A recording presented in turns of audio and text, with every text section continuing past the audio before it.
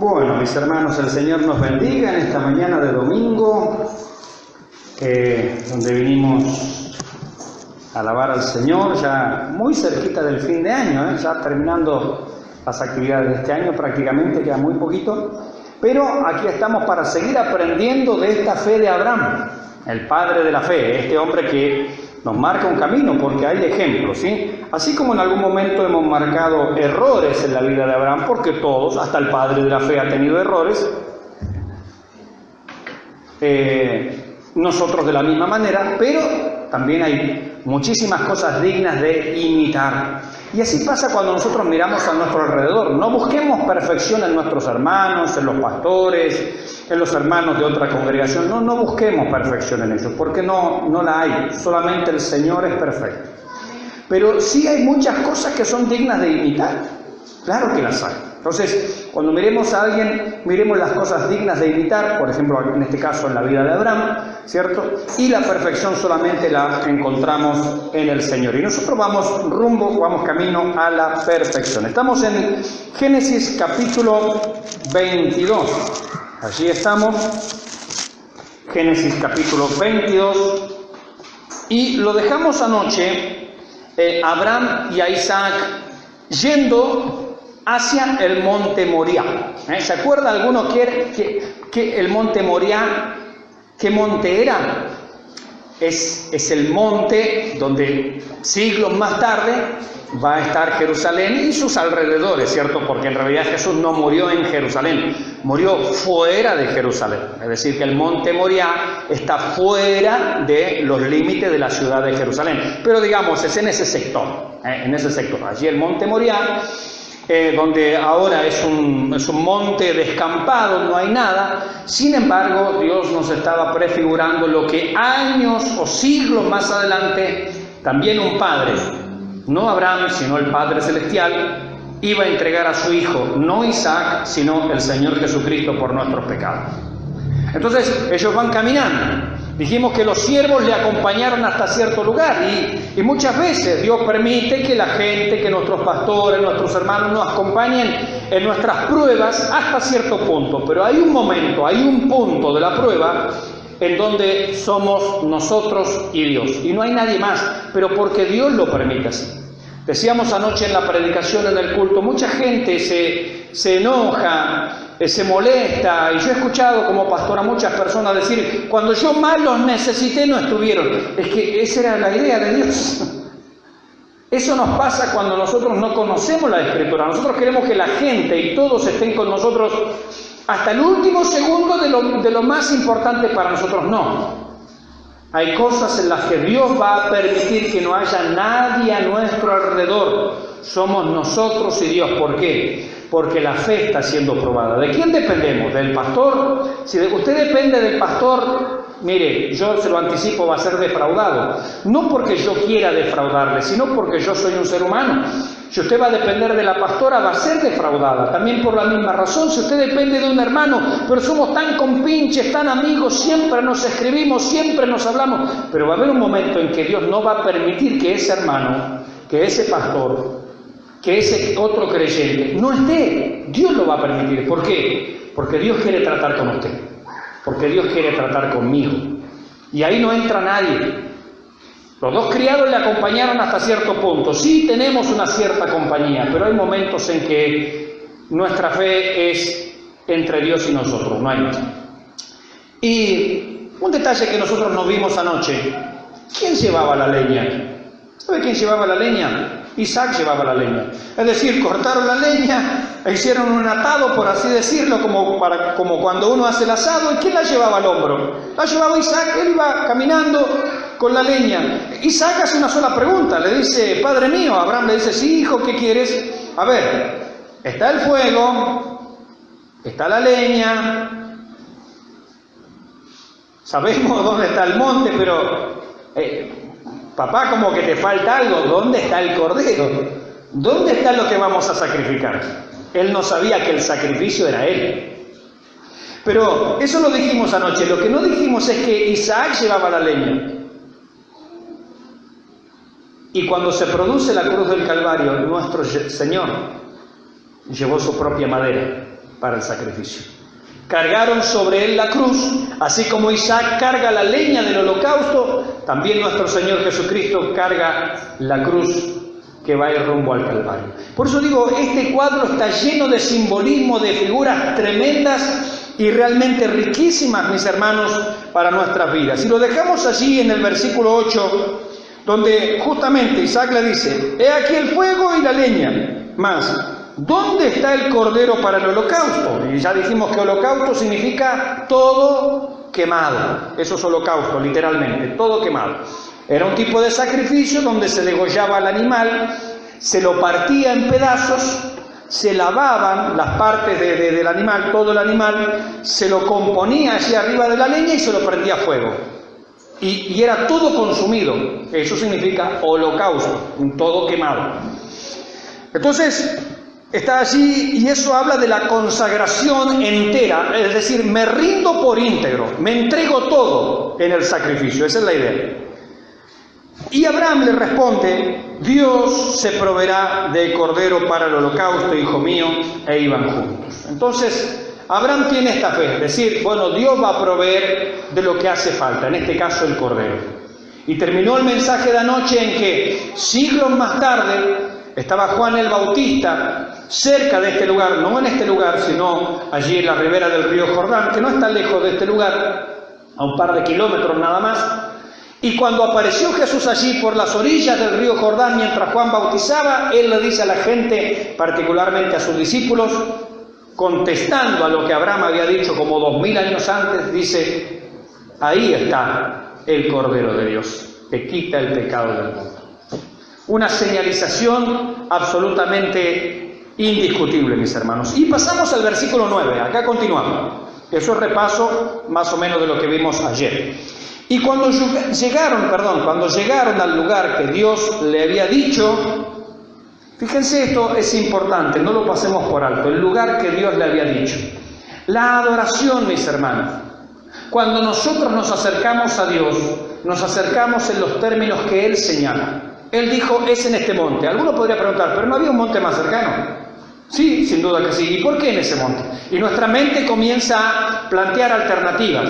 Es que la adoración, es que el rendimiento de nuestra vida al Señor es en los términos y parámetros que Dios ha establecido. Por ejemplo, el culto. ¿Por qué en el culto tenemos que orar? Porque la Biblia establece que mi casa será llamada casa de oración para todas las naciones. Por lo tanto, cuando venimos a la casa de Dios, ¿qué es lo que debe haber?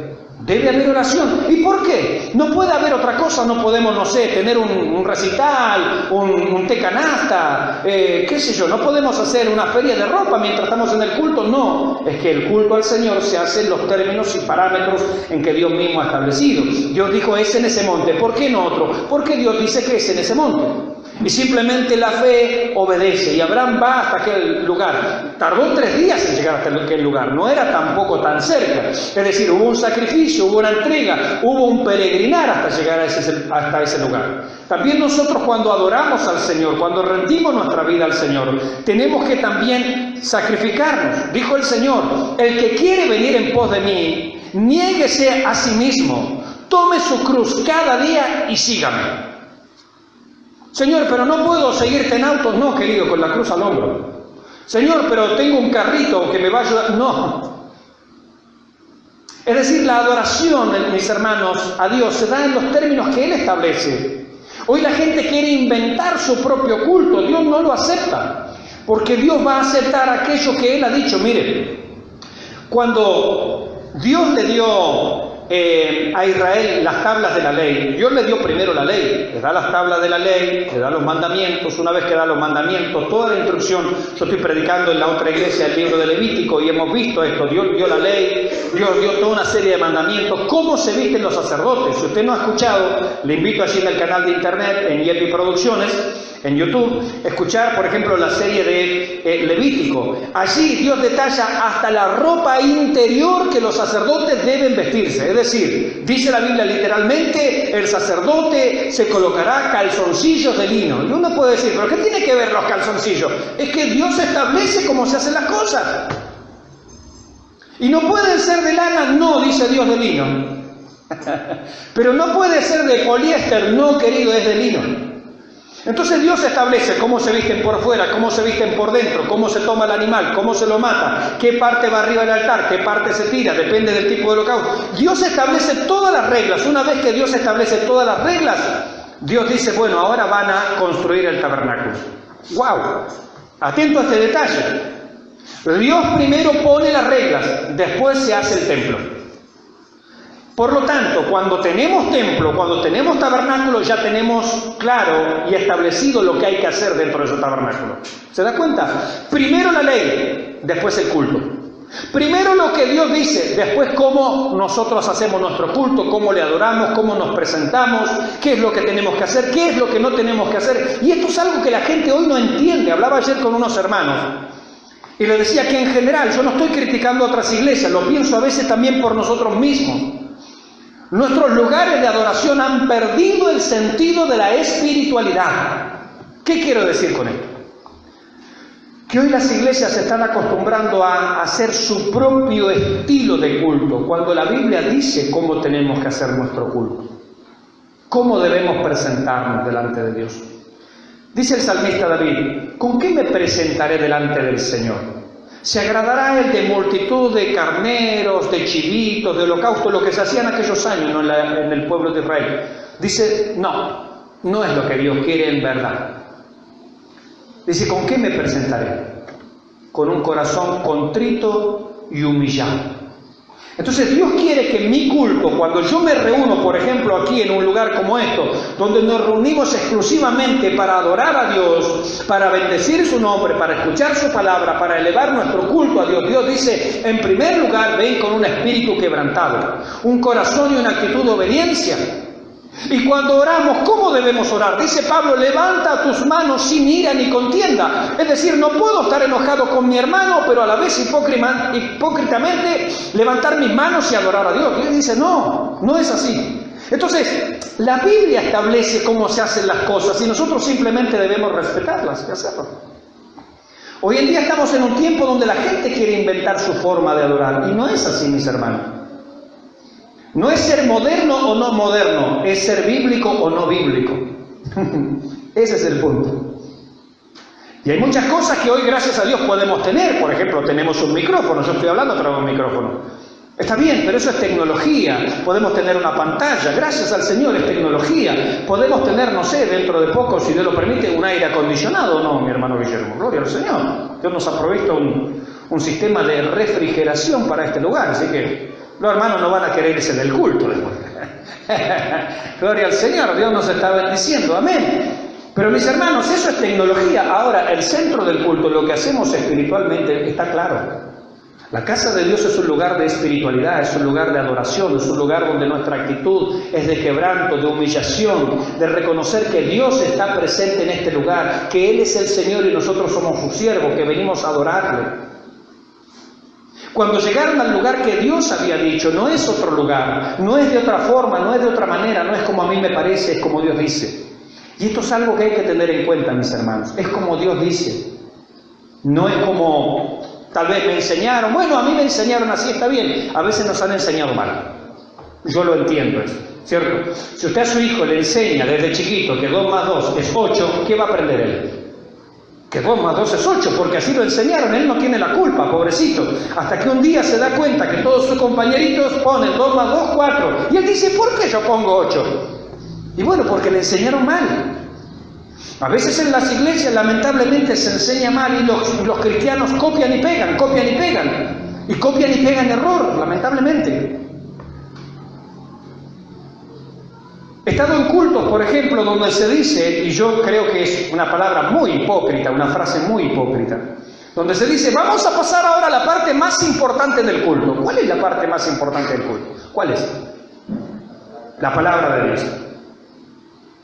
Es una frase. ¿Estoy de acuerdo con esa frase? Sí, estoy de acuerdo con esa frase. La parte más importante del culto, aunque todo es importante, pero la palabra de Dios, es decir, lo que Dios dice, no lo que yo digo. Lo que Dios dice es más importante que lo que yo pueda decir. Bien, ¿cuánto espacio se le da a la palabra de Dios? ¿Y cuánto espacio se le dio al canto? ¿Cuánto espacio se le dio a las manifestaciones? ¿Y cuánto espacio se le dio a la enseñanza bíblica? Yo he estado en culto donde la predicación o la supuesta enseñanza duró 15, 20 minutos, pero estuvimos saltando 2 horas y cuarto.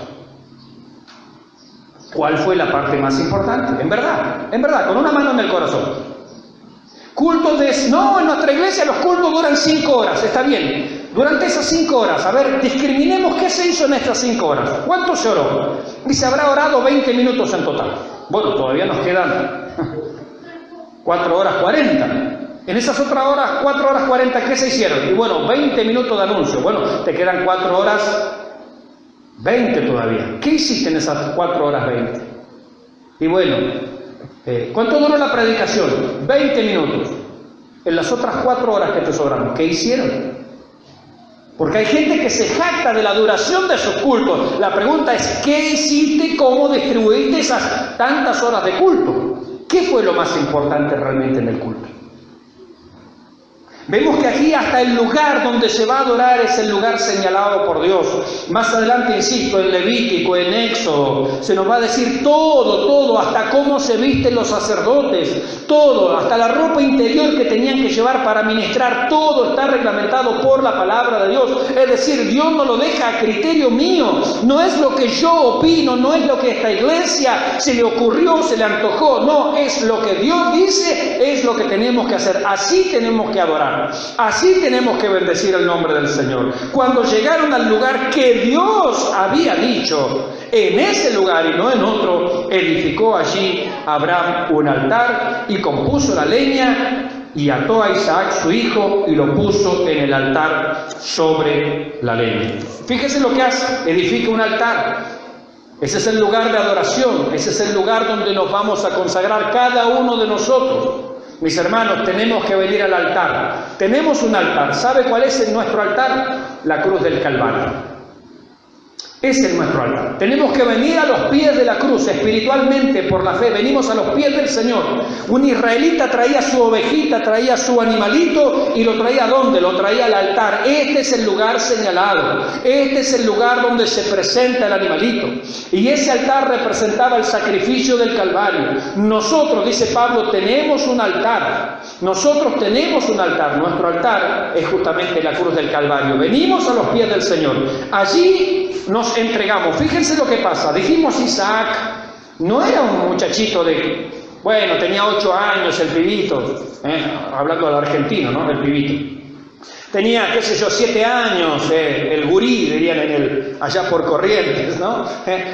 No, ya era un muchachito de casi 30 años. Era un joven, es decir, él podría haber dicho, no, papá, para, a vos te falta un tornillo, yo, no, te estoy preguntando por el cordero, me dijiste que Dios iba a proveer el cordero, pero a mí no me agarras el cordero. Sin embargo, aunque él tenía la fuerza, la edad suficiente como para resistirse, la Biblia no nos narra, no nos dice que Isaac se haya resistido. Y él se deja atar por su padre, él se da cuenta que el cordero es él ya entendió qué es lo que está pasando acá. Lo que su padre no le dijo claramente, él lo está entendiendo. Miren, la Biblia, hablando del Señor Jesucristo y hablando del sacrificio, dice el profeta Isaías, que enmudeció, como cordero fue llevado al matadero, no abrió su boca. Es decir, él se deja llevar, él se entrega justamente para el sacrificio. En Romanos capítulo 12, Pablo, hablando de nosotros los creyentes, nos dice que presentemos nuestros cuerpos en sacrificio vivo. Pero a ver, momento pastor, Pablo, ¿qué es lo que está diciendo? Que yo sepa, el sacrificio en el Antiguo Testamento lo mataban y después lo quemaban. Pablo dice, no. Nosotros los creyentes nos presentamos en sacrificio vivo. Es decir, que tengo que estar vivo cuando subo al altar, sí. Isaac subió vivo al altar. Y así dice Pablo que nosotros debemos presentarnos en sacrificio vivo, es decir, entrégate, ríndete, aunque estás consciente, aunque no estás en un estado de trance ni nada, ofrécete al Señor. Señor, aquí estoy. Pablo también le dice a los hermanos, mejor dicho, el apóstol Pedro, así como estos miembros, nuestro cuerpo, nuestras manos, nuestros ojos, nuestros oídos, nuestros pies, nuestro cuerpo, en otro tiempo lo hemos ofrecido para el pecado y para las cosas malas, así ahora ofrezcámonos a Dios como vivos de entre los muertos. Este cuerpo lo ofrezco para el Señor, le ofrezco al Señor mis manos. ¿Estaremos dispuestos al Señor a ofrecerle nuestras manos, nuestros ojos, nuestros oídos, nuestros pies? ¿Quién, por ejemplo, va a llevar la palabra del Señor por allí, en nuestro barrio, su vecino? ¿Hay que ofrecerle los pies? ¿O le vamos a pedir al Señor, no, Señor, a mí la verdad en este tiempo de calor me da no sé qué, así que manda a un ángel y que él les predique a mi vecino? No. Si el Señor mandara a los ángeles, yo le aseguro que ellos irían, pero a la velocidad de la luz, y anunciarían el Evangelio puerta por puerta. Seguro, la Biblia dice, en estas cosas anhelan mirar los ángeles, es decir, los ángeles anhelan y desean participar de la promulgación de la buena nueva de salvación. Sin embargo, esa es una tarea que Dios nos ha dado a nosotros. Dios no va a mandar un ángel para predicarle a tus vecinos, a tu hijo, a tu primo, a tus hermanos. Dios no va a mandar un ángel, nos mandó a nosotros y ya lo hizo. Y Pablo dice que nosotros tenemos que presentarnos como sacrificio vivo. Si antes nos ofrecíamos para tantas cosas, ¿por qué hoy no le vamos a servir al Señor? Mire, yo me acuerdo hace años cuando recién empezaba en el pastorado, una hermana de nuestra iglesia. Una hermana de nuestra iglesia un día se me quejó, y nosotros no somos ustedes lo saben muy bien, de tener cultos muy largos, ¿o no? Ustedes pueden dar fe. Los cultos acá y en la iglesia allá de Villa Esperanza no son cultos. Es decir, somos bastante razonables, por así decirlo, en nuestros cultos. Nunca hemos sido extralimitados en nuestros cultos. Pero me acuerdo que una hermana un día se me quejó y me dijo, pastor, me dice después de la reunión, dice, a mí esto de tener los cultos tan largos, la verdad me complica un poco, dice. Porque al otro día uno tiene cosas que hacer. Yo me quedé pensando primero, el día domingo a la mañana, ¿qué tiene que hacer? En general uno el domingo a la mañana no trabaja. Bueno, segundo, nuestros cultos no son tan largos. ¿A qué le llama tan largo? Y el Señor trae a mi memoria, porque yo la conocí a esta hermana desde la época en que ella no era creyente. Y una vez ella en un testimonio había dicho que cuando no era creyente venía a las 5, a las 6 de la mañana con los zapatos al hombro, venía de la disco. Y vino a mi mente lo que sus propios labios habían dicho. Entonces fíjese usted cuál es la cuestión.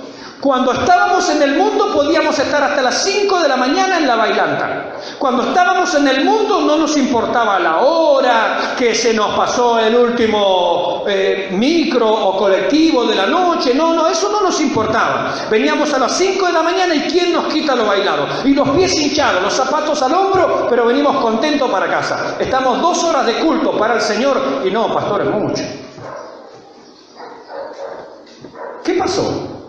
Para el diablo, para el mundo, para la carne, teníamos horas y horas y horas y horas para entregarles y no nos afectaba y no nos dolía nada. Y podíamos venir caminando desde el centro hasta nuestra casa con los zapatos al hombro.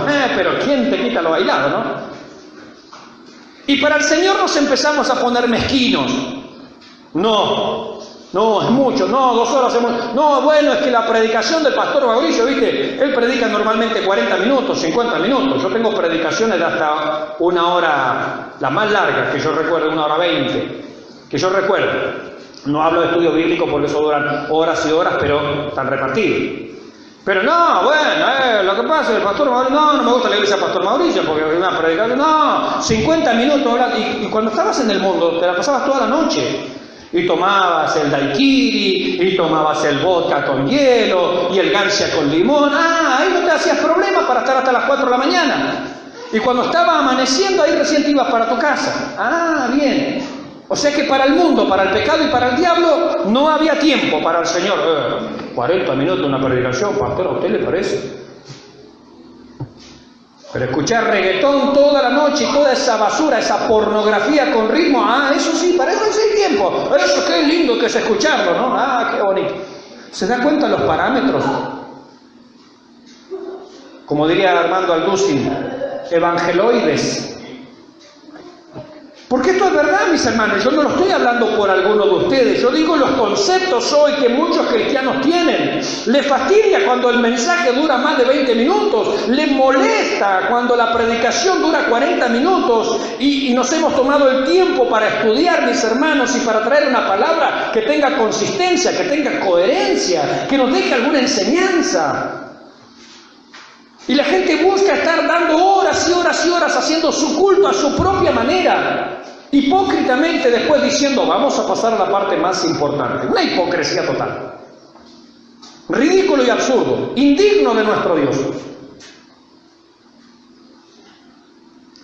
Si nosotros con esta clase de predicación, hay predicadores que predican mucho más. Yo escucho las predicaciones, por ejemplo, me gusta escuchar lo de Chuy Olivares. Chuy Olivares no te predica menos de 1 hora y cuarto ni en broma. Y yo me las escucho. Chuy Olivares, predicador mexicano, muy bueno. 1 hora y cuarto, 1 hora y 20, 1 hora y media. Es normal una predicación de Chuy Olivares de esa característica. Pero es demasiado. Pablo predicó toda la noche, vamos a tener una vigilia. Cuando tenemos una vigilia, y bueno, hay que meter números, hay que meter cosas, y hay que meter un montón de cosas allí, y bueno, para entretener a los hermanos, para pasar las horas. Pablo hizo una sola vigilia de predicación. Estaba amaneciendo y Pablo todavía no terminaba el mensaje. Está en el libro de los Hechos, ¿lo leyó? Como 6-7 horas de predicación continua. Continua. Un solo hermano se durmió. Estaba arriba, leyó esa historia en Hechos. Se quedó dormido, uno solo se quedó dormido. Como 6, 7, 8 horas de predicación. Pero queremos ser como la iglesia primitiva. ¿Cuál? La que predicaba Pablo, 6, 7, 8 horas de predicación. No, esa no. La de las manifestaciones, hermano. Claro, qué bonito, ¿no? O sea, una iglesia primitiva selectiva, digamos. La de 6, 7, 8 horas de predicación, no, esa no me gusta. Uno solo se quedó dormido. Cayó, se golpeó, no sé, se desnucó el asunto que el pobre hermano Eutico, si yo mal no recuerdo, cayó muerto. Vino Pablo, oró por él, Dios hizo un milagro y lo resucitó. Gloria al Señor. Bueno, pero esa era una predicación de Pablo. Bueno, está bien, listo. Dejemos de lado la predicación de Pablo. Vamos a la lectura bíblica. Un capítulo al principio, pastor. Se me quejaron algunos en la otra iglesia cuando empezamos. Un capítulo al principio y un capítulo al final de cada reunión, como los hermanos lo siguen haciendo allá en Villa Esperanza. Empiezan con un capítulo, termina el culto y con el siguiente, así. 2 capítulos por reunión. Pero es mucho, me dijeron. Bueno, vamos al libro de Esdras. Dice que comenzaron a leer la lectura de la ley desde la mañana, desde el alba hasta el mediodía, todos de pie, en una plaza pública. Uno leía como 6 horas de lectura bíblica, nadie se fue. Terminó la lectura bíblica, 6 horas de lectura bíblica, solamente de lectura bíblica. Dice que el pueblo lloraba, se regocijaba en la palabra de Dios. Habían entendido y no necesitaba, dice la escritura en el libro allí de Esdras y de Nehemías, no necesitaba que nadie les explicara las escrituras, porque leían tan bien y ponían el sentido en lo que leían de tal forma que el pueblo entendía a la sola lectura. No hubo necesidad de predicación. Desde los más grandes hasta los más chicos que podían entender la lectura, y todos estuvieron de pie. 6 horas de lectura bíblica.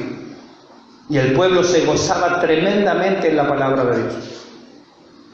Por eso digo, estamos lejos de los parámetros bíblicos. Cuando uno ama a Dios, dice la Escritura, sus palabras no son gravosas.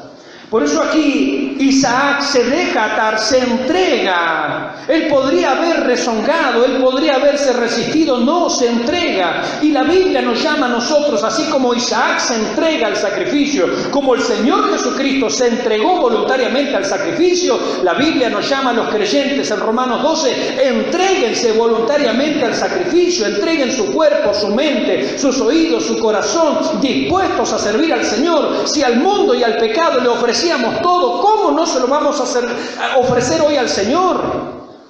¿Cómo no se lo vamos a ofrecer al Señor? ¿Cómo no le voy a ofrecer mi tiempo al Señor?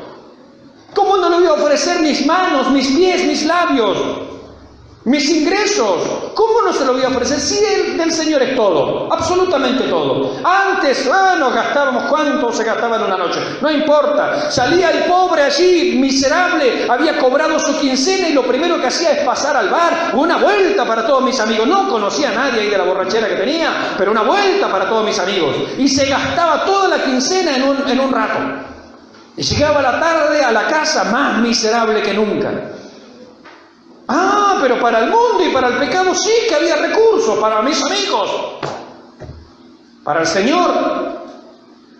Y el billete más arrugado, ese de 5 pesos que ahora a fin de año ya no corre. No, mis hermanos, no lo digo por este lugar, pero soy pastor y uno ha recorrido también muchos lugares. No le demos al Señor la escoria, no le demos al Señor lo que no tiene valor. Démosles lo que realmente vale. Si para el mundo, para el pecado y para el diablo le dábamos todo y no nos quejábamos y nos divertíamos y la pasábamos bomba, la pasábamos pum para arriba, ¿cómo nos vamos a poner así tan avaros para el tiempo? Uy, la predicación, no, mucho, no, 2 horas en el culto, no. Para otras cosas no había tiempo. ¿Es verdad o no es verdad? ¿Verdad? Usted podrá decirme, no, bueno, esa no es mi historia, está bien, yo no estoy diciendo que es la historia de todos, pero es una historia muy común lo que yo he contado, muy común. Isaac se ofrece allí, se dejó atar, es la entrega voluntaria, así también nosotros debemos dejarnos consumir en el altar del Señor, que el Señor consuma toda nuestra carne. ¿Sabe lo que es eso? Consuma toda nuestra carnalidad, mis deseos que vayan cambiando, vayan muriendo, para que Cristo viva en nosotros.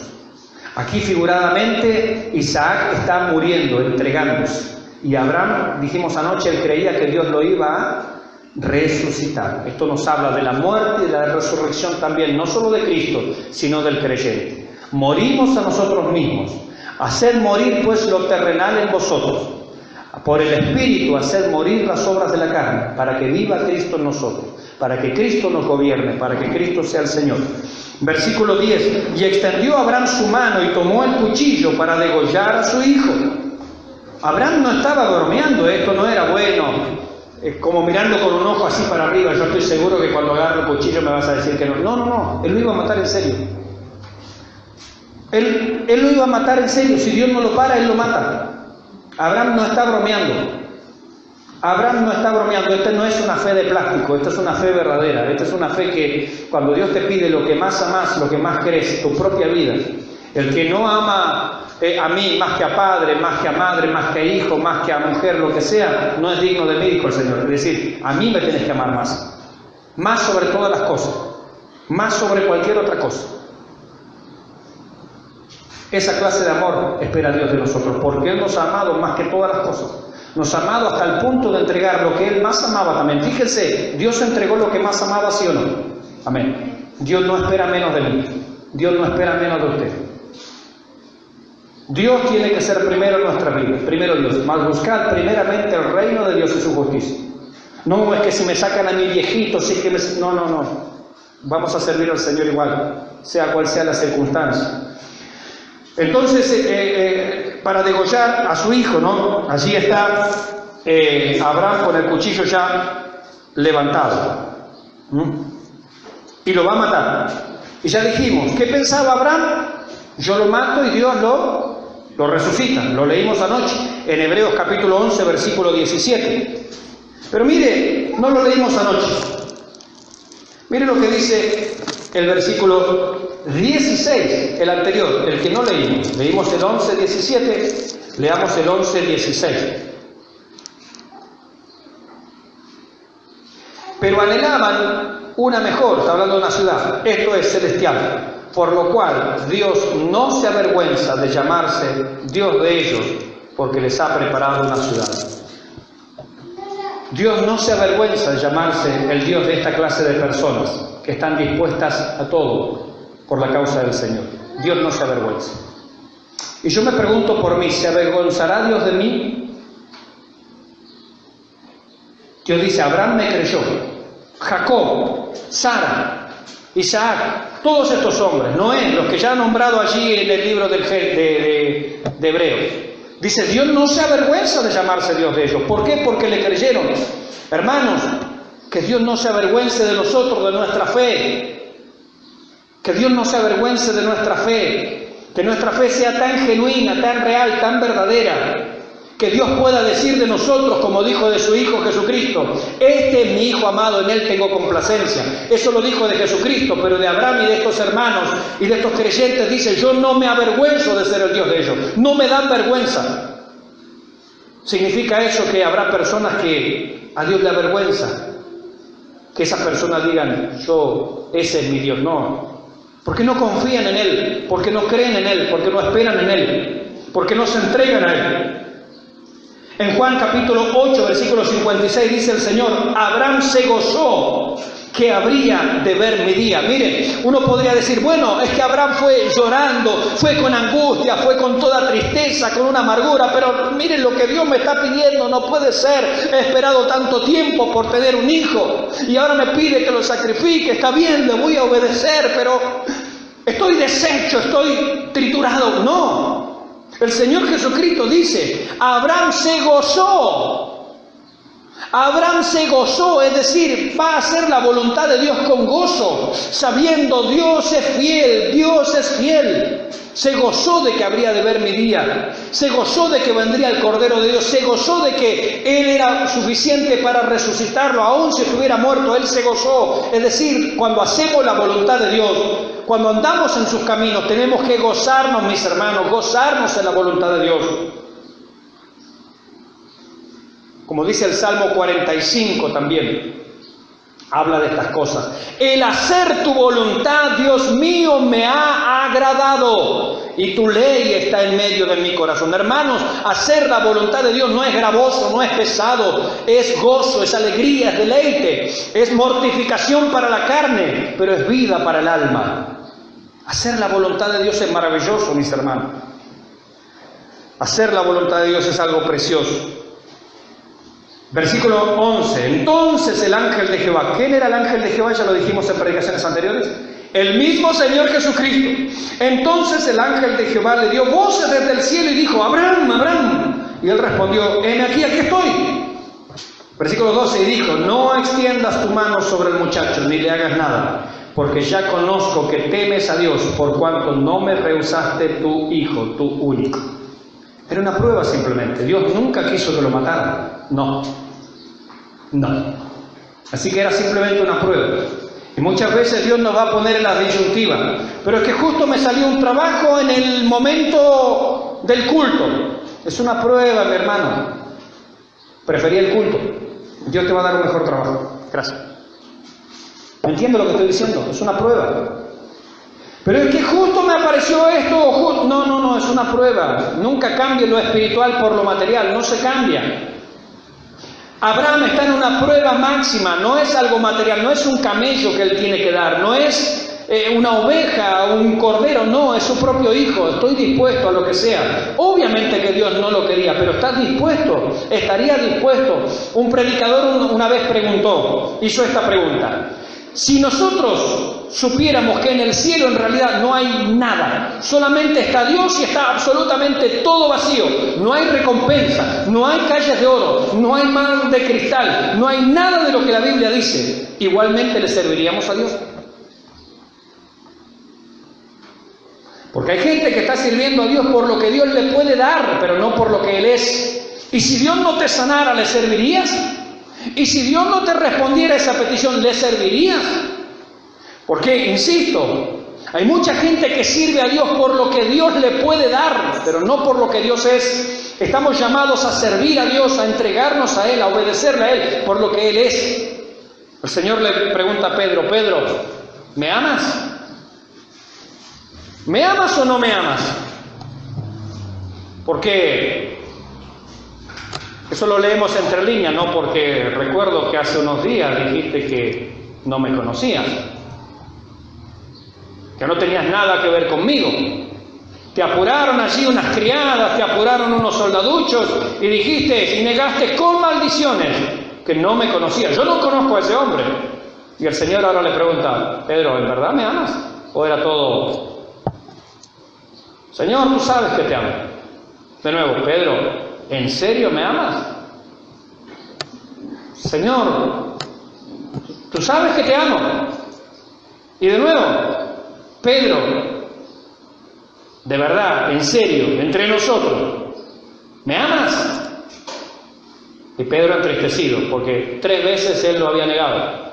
3 veces el Señor le pregunta, Señor, tú sabes todas las cosas, tú sabes que te amo. Entonces, nuestro amor por Dios tiene que ser un amor genuino, un amor sincero, mis hermanos. Entonces avanzó, versículo 13, Abraham sus ojos y miró, y he aquí a sus espaldas. ¿Se dan cuenta que Dios tenía todo preparado? A sus espaldas un carnero trabado en un zarzal por sus cuernos. Y fue Abraham y tomó el carnero y lo ofreció en holocausto en lugar de su hijo. Ah, la sustitución. Otro tomó el lugar de Isaac, así en la cruz del Calvario, en la condenación, otro tomó nuestro lugar. Jesucristo murió en nuestro lugar. Así como hubo un carnero en lugar de Isaac, así hay un cordero, Jesucristo en lugar de nosotros. Gloria al nombre del Señor. Versículo 14, se acerca el final. Y llamó a Abraham el nombre de aquel lugar, Jehová proveerá. Por tanto, es decir, en hebreo Jehová Jireh, ¿no? Jehová Jireh, Jehová proveerá. Por tanto se dice hoy, en el monte de Jehová será provisto. Allí en ese monte Dios va a proveer todo lo necesario. Allí en ese monte Isaac se daba por muerto, ¿sí o no? Ese hombre estaba muerto. Era cuestión de segundos. Abraham no estaba bromeando. No era una fe a broma, no. Ese muchacho estaba muerto. Sin embargo, Abraham le pone a ese lugar, en el monte de Jehová será provisto. Y Dios proveyó en ese mismo monte el sacrificio por nuestros pecados. El Cordero de Dios que quita el pecado del mundo. Y llamó el ángel de Jehová a Abraham por segunda vez desde el cielo y le dijo, versículo 16, por mí mismo he jurado, dice Jehová, que por cuanto has hecho esto y no me has rehusado tu hijo, tu único hijo, de cierto te bendeciré y multiplicaré tu descendencia como las estrellas del cielo y como la arena que está a la orilla del mar, y tu descendencia poseerá las puertas de sus enemigos. Versículo 18, en tu simiente, es decir, en Jesucristo, en la descendencia de quiere decir, en tu simiente serán benditas todas las naciones de la tierra, por cuanto obedeciste a mi voz. Por eso cuando a veces se dice que en la obediencia está la ganancia, aunque eso no es un texto bíblico, es verdad, en la obediencia está la ganancia. La obediencia de Abraham benefició no solamente a él, a su hijo, benefició al pueblo judío y benefició a todas las naciones. Hoy nosotros nos beneficiamos por la obediencia de un hombre. Así como en el Edén, por la desobediencia de uno, todos pagamos el pato. En Abraham, mis hermanos, por la obediencia de uno somos bendecidos. Cuando el Hijo de Dios obedece al Señor, muchos otros son bendecidos. Cuando el padre de familia obedece a Dios, su esposa es bendecida, sus hijos son bendecidos, el barrio es bendecido. Cuando un creyente anda en obediencia a la palabra de Dios, muchos son bendecidos, mis hermanos. No es solamente para nosotros. Aquí el ángel de Jehová le habla a tu descendencia, será bendita. ¿Por qué? Por cuanto tú escuchaste mi voz. Obedecer a Dios, mis hermanos, trae tanto beneficio, tanta bendición, tantas cosas maravillosas, mis hermanos. Bendito sea el nombre del Señor. Y ya vamos terminando como dijimos. Así que la obediencia del creyente es una bendición para todo nuestro entorno, como la obediencia de Cristo también beneficia a toda la humanidad a través de su sacrificio, ¿no? Y Dios, vuelvo a ese versículo que leímos en Hebreos 11, versículo 16. Dios no se avergüenza de llamarse el Dios de ellos. Hermanos, que nuestra fe sea una fe de la cual Dios se sienta glorificado. Que nuestra fe, mis hermanos, sea una fe que Dios se sienta glorificado y que diga, yo soy el Dios de Guillermo y no me avergüenzo de ello. Yo soy el Dios de Edgardo y no me avergüenzo de ello. Yo soy el Dios de Norma y no me avergüenzo de ello. Dios dice, esta gente escuchó mi voz, creyó mi palabra, yo no me avergüenzo de ser su Dios. No me dan vergüenza, es decir, me honran. Me honra que alguien me crea. Y Dios responde, y Dios bendice, y Dios enaltece a esa persona. Hermanos, en la obediencia está la ganancia. Le damos gracias al Señor por su palabra.